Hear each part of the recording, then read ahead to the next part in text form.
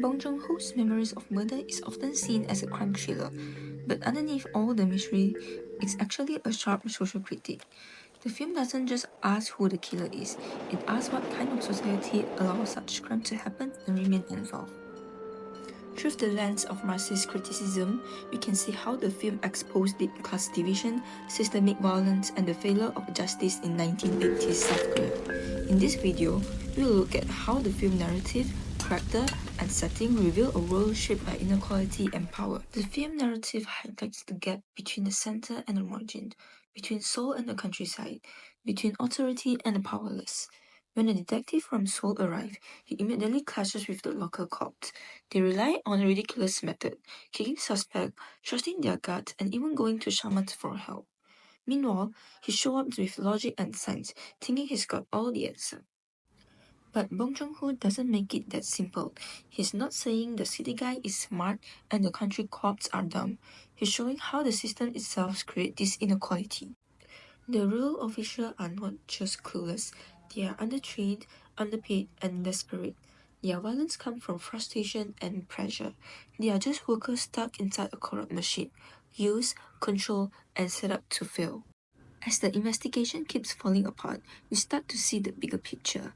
In a society ruled by hierarchy, truth doesn't matter nearly as much as power. The people at the bottom keep struggling, while those at the top stay completely untouched. The characters in this movie are not just people, they reflect their place in a broken system. Detective Park and Cho use power not because they are cruel, but because it's the only power they have. Oppression flows downwards, and the powerless end up hurting those even weaker than them. Bae Kwang-ho, the mentally disabled man, is a victim of that system. He's beaten and forced to confess, not because of power, but because someone has to take the blame. By the end, when Park looks straight into the camera, almost feels like he's crying out for answer.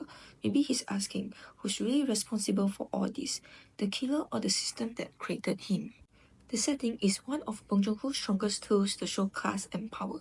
Instead of a big cities, this movie takes place in a poor rural town, far from the centers of power. The empty fields and muddy roads reflect how these places were left behind while the rest of Korea modernized. The victims, all women from working class or rural backgrounds, they represent those most ignored by capitalism and patriarchy. They are not just killed by one man, but by the system that never cared to protect them. Even the police station looks run down, messy, dim, and unorganized. It's a symbol of a country where justice doesn't reach everyone, where the rich and powerful live in the city and the poor are left to clean up the mess. Through this setting, Wang reminds us that violence is not random, it grows out of inequality. The darker the world gets, the harder it is to see the truth. In the end, the police think they finally found the real killer. Detective Park and So bring him to the railway tracks, asking him to reenact the crime.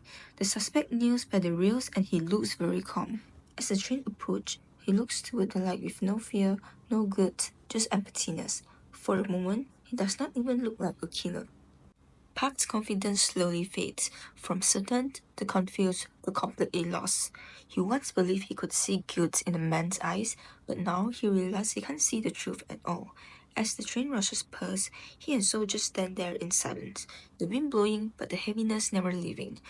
For the first time, they understand maybe justice was never real. Both of them just stand there, staring into nothing, and maybe for the first time they realize that truth might never be found. In the end, this movie is not just about catching a serial killer, it's about the murder of justice itself.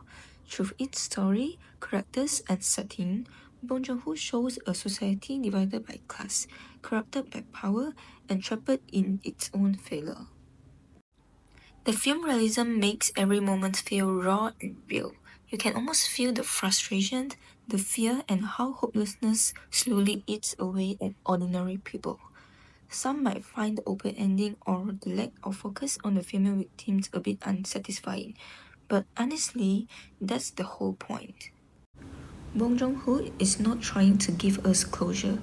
He's reminding us that a real justice might never come because the true crime is not just the murders, but the system that keeps letting them happen over and over again.